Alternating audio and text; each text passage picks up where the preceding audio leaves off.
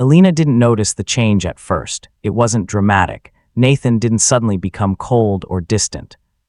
There were no arguments, no confrontations, no late-night accusations like she had half expected at some point. Instead, something quieter began to shift, control, not over her, over everything around her. At Hawthorne Biotech, Elena started noticing small, inconvenient patterns. Investor calls that used to go through her office were now being routed through a strategic advisory filter Nathan had quietly helped implement. Key decisions that once waited for her approval were being pre-reviewed by a new external consultant group. When she asked about it, the board gave her polite, rehearsed answers: efficiency improvements, risk management protocols, temporary restructuring, but none of them looked her in the eye for long, and always, without exception, Nathan's name appeared somewhere in the background, never as a threat, always as a stabilizing force. That was the most unsettling part, because it didn't look like he was taking power. It looked like people were giving it to him willingly. Adrian noticed it too.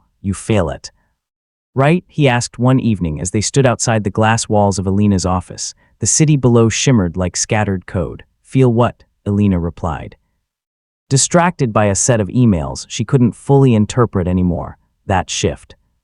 Like the ground is moving, but no one's announcing it. Elena frowned slightly. "You're being dramatic." Adrian gave a short laugh, but it didn't reach his eyes. "I used to think Nathan Walker was just background noise. A supportive husband with technical skills. And now he hesitated. Now I'm not sure he's background anything." That line stayed with Elena longer than she wanted it to at home. Nathan remained unchanged. That was the problem. He still cooked occasionally, still asked simple questions, still listened when she spoke.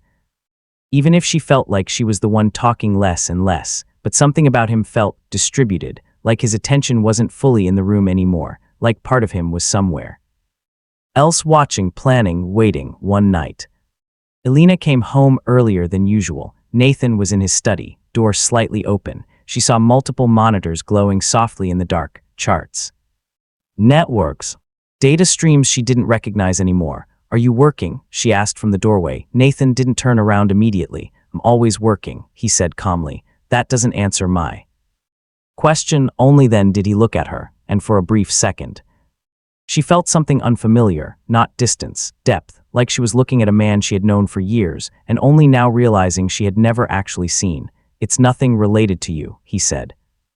Gently, that should have reassured her. Instead, it did the opposite. The breaking point, though no one called it that yet, came 2 weeks later, a major investor summit in Zurich. Elena was supposed to lead it. Instead, she arrived to find Nathan already there, seated at the head of the negotiation table, flanked by executives she didn't recognize. Adrian stood slightly behind her when they walked in, his expression tightening. "This wasn't scheduled," Elena said immediately, forcing a smile that didn't quite land. Nathan stood calm as ever. "I moved things around," he said. "The investors requested a more stable presentation team." "Stable?" Elena repeated. One of the executives cleared his throat. "Mrs. Walker, given recent volatility in expansion strategy, we felt it would be beneficial to integrate Mr. Walker's oversight directly into this round." Elena turned slowly toward Nathan. "You did this. It wasn't a question." Nathan didn't deny it. "I simplified things," he said for a moment. Silence filled the room. Adrian stepped forward slightly. "With respect, Nathan, Elena built this company's investor relations network. If there are concerns, they should be addressed internally." Nathan finally looked at him, really looked at him, and smiled. It wasn't warm, but it also wasn't hostile. It was something far more dangerous: interest. "Adrian," Nathan said calmly, "tell me something." The room went still. "You've been here how long now?" 6 months, 7, Adrian replied carefully. "And in those 7 months, Nathan continued, how many major financial decisions have you personally initiated without guidance?" Adrian didn't answer immediately. "That's not how corporate structure works." "I'm not criticizing you," Nathan interrupted softly. "That made it worse. I'm assessing you." Elena felt something tighten in her chest. Nathan turned slightly toward the investors. "Gentlemen, if you'll excuse us for a moment." No one objected. That was the second thing Elena noticed. No one ever objected to Nathan anymore, once they were alone in the adjacent glass room. Elena finally spoke. "What are you doing?" Nathan adjusted his cufflinks. "Protecting what you built." That's not protection. That's control. He looked at her then, and there it was again, that quiet clarity in his expression. You think I'm taking something from you, he said. But I'm actually removing what you stopped seeing. Elena shook her head. You don't get to decide what I see. A pause, then Nathan spoke more softly. No, he said. But I can decide what you lose access to. That line landed differently. Even Adrian felt it, because for the first time, it wasn't about business. It was about boundaries, invisible ones being drawn in real time. Later that night, in their hotel suite, Elena stood by the window overlooking Zurich's frozen lights. You embarrassed me today, she said. Nathan was behind her, loosening his watch. That wasn't the intention. What was? A long silence, then, to see who reacts when the structure changes. She turned sharply. You're talking like this is some experiment. Nathan met her gaze evenly. Most relationships collapse long before anyone notices. Businesses too. I prefer clarity. Elena laughed once, humorless. Clarity. You've been building walls around my company and calling it clarity. Nathan walked past her toward the desk. No, he said quietly. I've been watching who tries to climb over them, and then, without looking back, you should be more careful who you trust when the view starts changing. Elena didn't respond immediately, because somewhere deep down, she realized something she didn't want to admit. This wasn't the beginning of a confrontation. It was the middle of something already decided, and she had no idea when Nathan had started the first.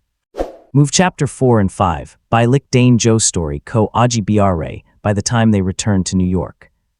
The atmosphere had changed, but only for those paying attention. Most people at Hawthorne Biotech still saw Elena Walker the same way they always had, visionary, powerful, the face of a billion-dollar company, but inside the system she had built, something had quietly reconfigured itself, and she could feel it, not in dramatic moments, but in delays, in approvals that used to take minutes now taking hours, in meetings where her presence no longer shifted the direction of the conversation the way it once did. It was like speaking into a room where the echo came back slightly altered, and Nathan was never the one blocking her directly. That was the clever part. It was always compliance review, or risk recalibration, or external advisory recommendation, names without faces, processes without accountability, but every thread, every single one eventually led back to him. Adrian was the first to say it out loud. We're being contained. Elena looked up from her tablet.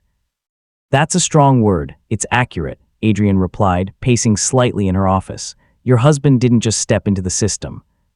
He restructured how the system thinks. Elena leaned back slowly. That's not possible without board approval. Adrian gave a short, humorless laugh, then explained why the board now behaves like they're waiting for his input before they breathe. That silence between them was longer this time. Elena didn't respond immediately because part of her already knew the answer. That evening, she confronted Nathan. He was in the study again, same calm posture, same dim lighting, same quiet control over a space that no longer felt entirely like hers. You're restructuring my company behind my back. Nathan didn't look surprised. I prefer stabilizing. That's not what I asked. He closed the document on his screen and finally turned to her. Elena, he said calmly, you built something fast. Fast systems break in ways you don't see until it's too late. And you decided I don't see them. No, Nathan replied. I decided I can see more angles than you can right now. That should have sounded arrogant, but it didn't. It sounded factual, and that was worse. Elena stepped closer. This is my company, Nathan nodded. Once, yes, a pause then, and that's exactly why it needed insulation. Elena's voice sharpened. From what? Nathan held her gaze. From ambition you don't yet understand. For a moment, neither of them spoke. Then Elena said quietly, or from me. Nathan didn't answer immediately. That hesitation was the first crack she had ever seen in him, small but real. The next morning, Adrian received an anonymous email. No subject line, no signature, just a single attachment. A financial trail, corporate transfers, shell advisory firms, patterns of influence moving through Hawthorne Biotech like veins under skin. At the center of it, Nathan Walker, not as an employee, not as an advisor, but as a coordinator. Adrian stared at the screen longer than he should have. Then he whispered to himself, he's not protecting her. He's positioning her. Elena started noticing the second layer of Nathan's influence only after Adrian forced her to look at it. At first, she refused. It's internal restructuring, she said. Every company at this scale goes through it. but Adrian didn't let it go. "This isn't restructuring," he said firmly. "It's dependency building." That word stayed in the air too long. Dependency. Elena hated how it felt when she repeated it in her mind. She began digging herself, late nights, locked doors, private audits. What she found didn't look like sabotage. That was the confusing part. Nothing was broken. Everything was optimized. Cash flow stabilized. Investor confidence increased. Operational risks reduced. Stock volatility flattened on paper. Hawthorne Biotech had never looked stronger, but beneath that strength was something subtle. All decision pathways, no matter how small, had alternative routes that passed through Nathan's advisory. Architecture not blocking, redirecting, like a river that still flows forward.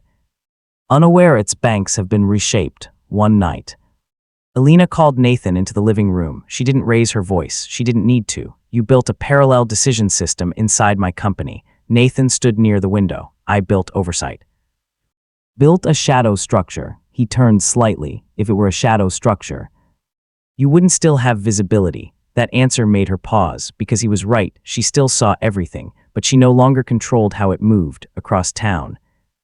Adrian made his own decision. He met someone he shouldn't have, a former Hawthorne Systems architect, someone who had left the company quietly 6 months earlier, over coffee. Adrian slid the data across the table. "Tell me what I'm looking at." The architect studied it for a long time, then said, "This isn't corporate restructuring." Adrian leaned forward. "What is it?" The man looked up slowly. "Containment logic." A pause then. "Your boss didn't build a system to run the company. He built a system to run people inside it." That night, Adrian came to Elena's apartment. He didn't knock first. That alone told her something was wrong. "You need to see this," he said immediately. Elena took the files, read them, then read them again. Her expression didn't change at first. Not shock, not anger, just recognition forming slowly into something colder. "This isn't control," she finally said. Adrian frowned.